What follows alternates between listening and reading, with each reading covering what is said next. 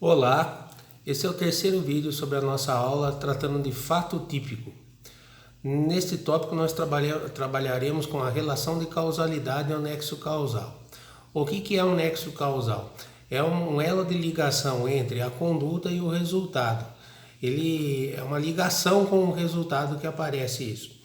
No artigo 13 do Código Penal, vem claro que o resultado de que depende a existência do crime somente é imputável a quem lhe deu causa, ação ou omissão, sem a qual o resultado não teria ocorrido.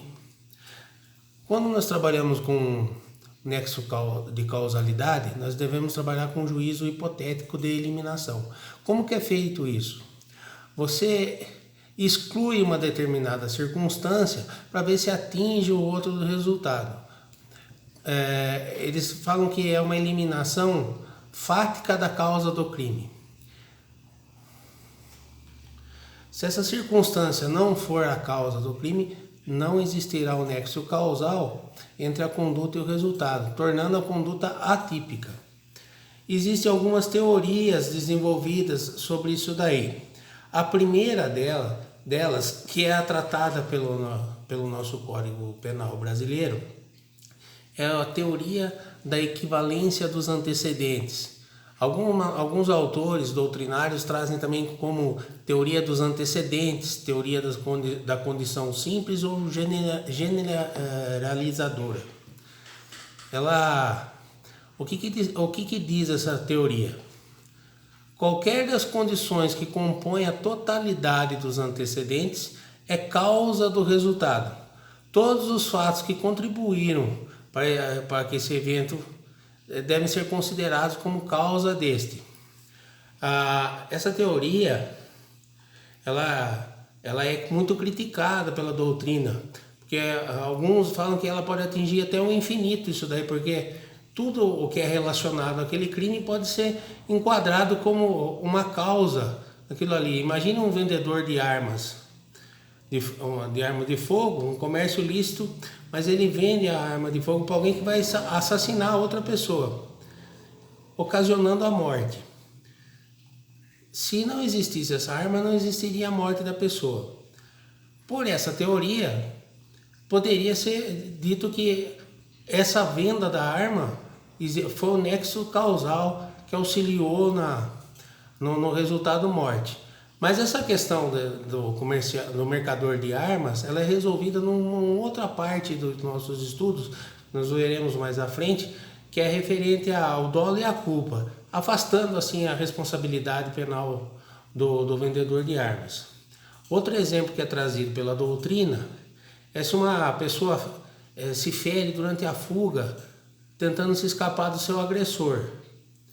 Por essa teoria, se o agressor não estivesse tentando agredir a vítima, ela não teria se machucado.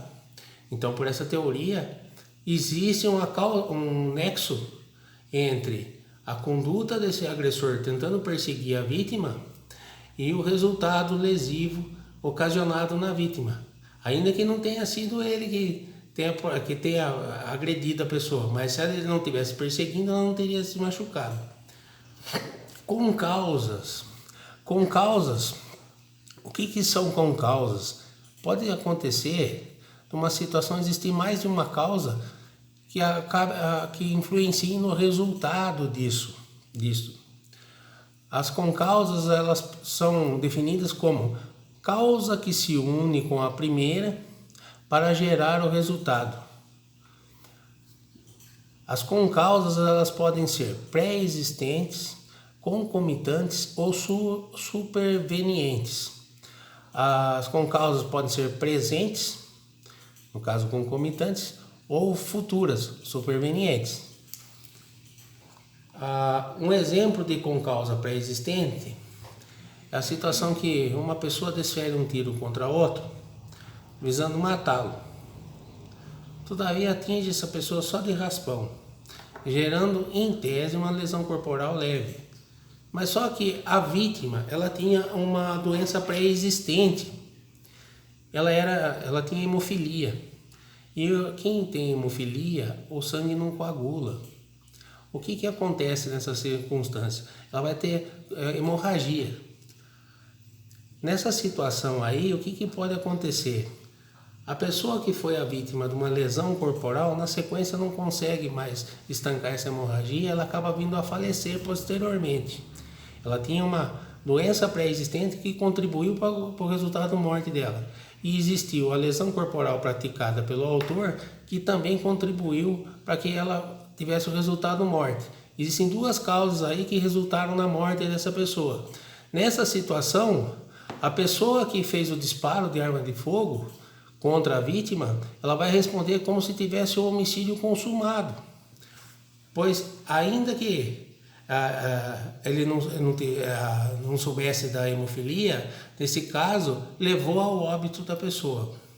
Outro exemplo de concausas concomitantes é a situação que uma pessoa desfere um tiro contra a outra, visando matá-lo, provocando somente uma lesão leve. Só que essa pessoa que foi vítima do disparo, ela acaba caindo numa via pública. Neste momento está passando um ônibus nessa via pública e vem atropelar essa pessoa, morrendo pelo atropelamento. Nessa circunstância, também o autor do disparo responde pelo crime de homicídio consumado, porque existiam as concausas, só que foi ele que iniciou essa situação para que consumasse o homicídio da pessoa.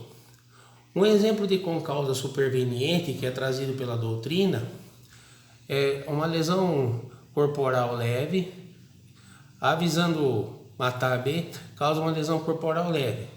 A pessoa ela é vítima, a vítima é conduzida para um hospital. Estando a vítima no hospital, uma viga de sustentação do prédio desmorona. Ela acaba morrendo soterrada.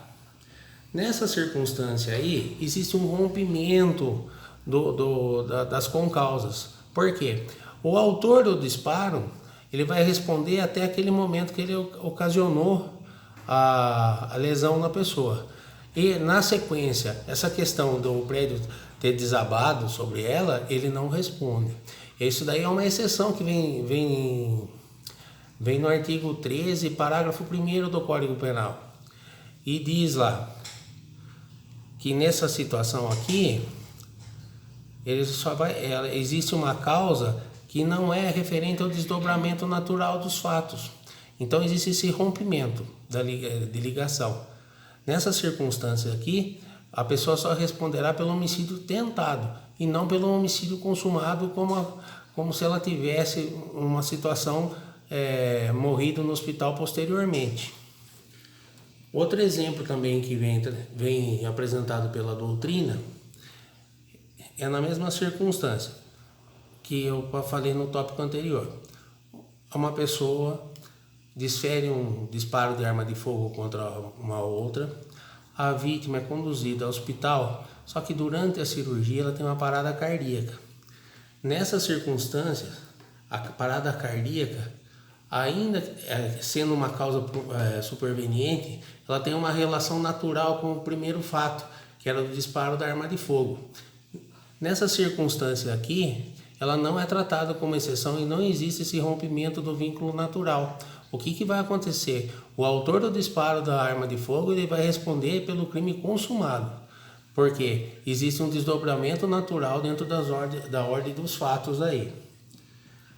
Outra teoria que é tratada pela doutrina, mas ela não é acolhida pelo nosso direito penal, é a teoria de causalidade adequada, também chamada de teoria das condições qualificadas. Segundo essa teoria, só será causa a ação humana apta e idônea a gerar um resultado, ou seja, a causa é a condição mais adequada a produzir o resultado.